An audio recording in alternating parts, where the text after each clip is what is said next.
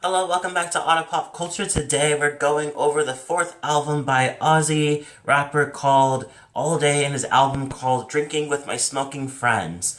So Allday is an LA-born, LA-based rapper who pretty much has just something. I've been a really good fan of him, and I really love his way of kind of. I love it. Well, first of all, I love the fact that he's not kind of.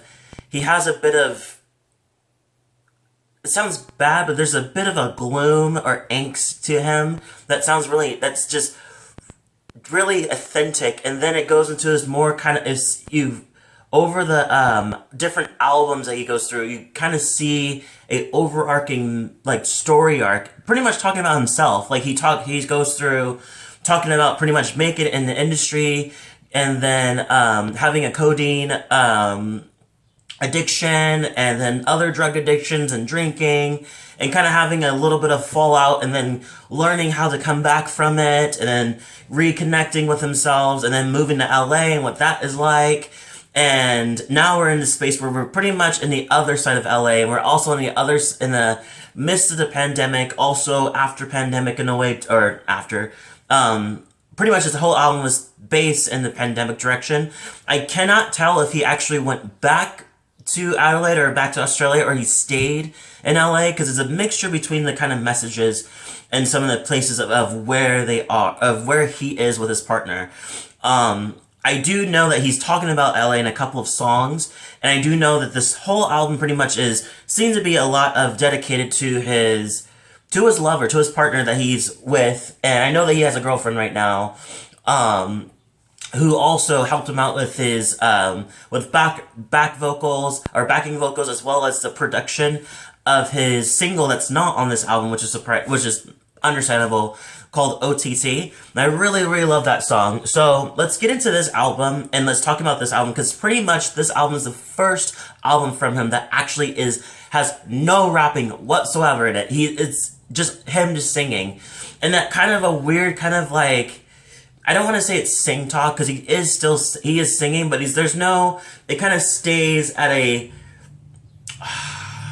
like, not baritone, it kind of stays at a note. It isn't really, he doesn't give you high notes, doesn't give you low notes, he kind of stays in a bit of a constant register, if that makes sense.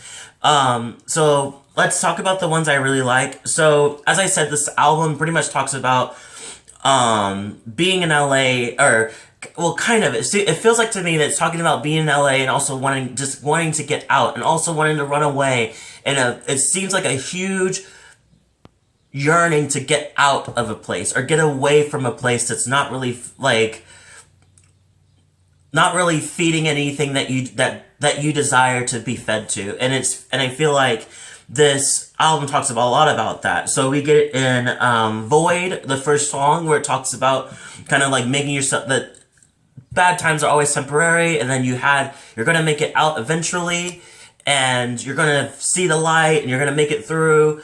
I feel like that's what it's talking about in that one. And then it kind of goes through that kind of direction where it talks about that, and then it goes to cup of tea in the bath, and a cup of tea in the bath, where it talks about another person who's also going through that direction, where she feels like she's just, this weather and this city does not fit with her, but she still is trying to make the best of her situation, like having cup of teas in the bath, and going to parks and drinking wine in different parks in the city.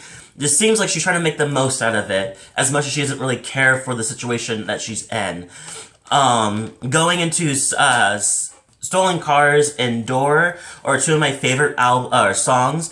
I love Stolen Cars because it kind of has this beautiful kind of, you can just visualize the runaway, and just running away together, and just live off the land kind of thing, or live off the city, and just like stealing cars and stealing drinks kind of thing. And I don't know why, but it gave me a really good Supernatural, the CW series, kind of nostalgia. Is like, yeah, let's run away, let's just live off the land, let's live on this, let's just kind of just drive and make it as we go kind of thing. I kind of think that's why, one of the reasons why I like the song, because it gives me that kind of nostalgia. Door is really fun. I love the sax in it. I feel like it just just adds some more honey to the sound. This one pretty much just talks about how he wants to just be that he wants to be there for her, but she also is there for him. And it's a lot of that theme in this. You hear that in this one, Spin, Butterfly Sky, Bright, and Fast Car. And after all this time, actually a majority of this album is pretty much talking about their loyalty towards each other, and just like, I'm there for you, you're there for me. When I'm down, you're there for me. When you're down, I'm there for you. And I feel like that's really, really beautiful, and especially with Door really pronounces that, and Fast Ride really pronounces that too. A shout out to After All This Time, which is the first single to the album. I felt like this one was really, really beautiful in a way, just same thing with the like, my loyalty towards you is unbreakable, and I'll always be there for you kind of thing. But the one that really took me away, the one that really, really, really took me away was the Paris end of Collins Street.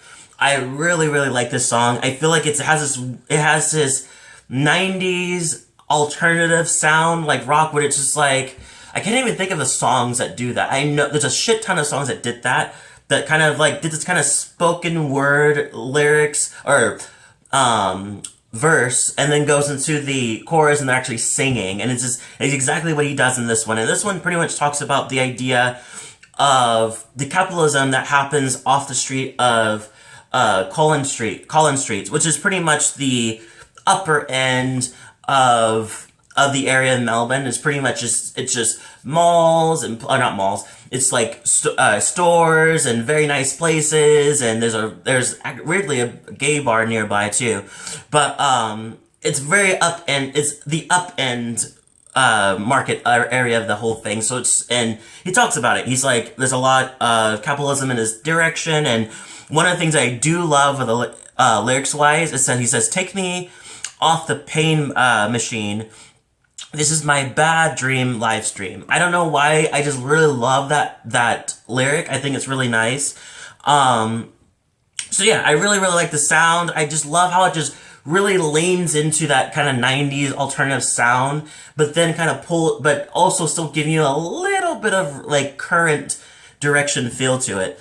Fast Car is another one I really, really like. I think that it just pretty much just says, like, we can just get out of here. If you feel like you can't take anymore, let's just get out of here and just go other places. Yeah, I don't think this is my favorite album from him myself. I definitely do love him better when he's rapping than when he's singing. But I do compliment him so much for having the guts to kind of go after it and do the singing. You already can kind of hear it throughout his other albums, especially the last album that came out, which was in 2019, which was Starry Night Over the Phone. There's definitely a couple songs where he completely just sings. I give this album I give it a 7 out of 10 because I feel like I did like the guts of what he was doing, but it didn't really feed into me entirely, especially when you had Void, Cup of Tea, and After All This. It kind of sounded the same, and they started off the same to the point where I thought they were the same song in some ways. But that's pretty much it. Leave a comment below tell me what you thought, if you liked the album, if you didn't like the album, whatever your opinion about this album, please let me know. If you like this video, hit the like, subscribe button, and a notification bell so you can get more of my videos. Thank you so much for watching, and I'll see you all next video.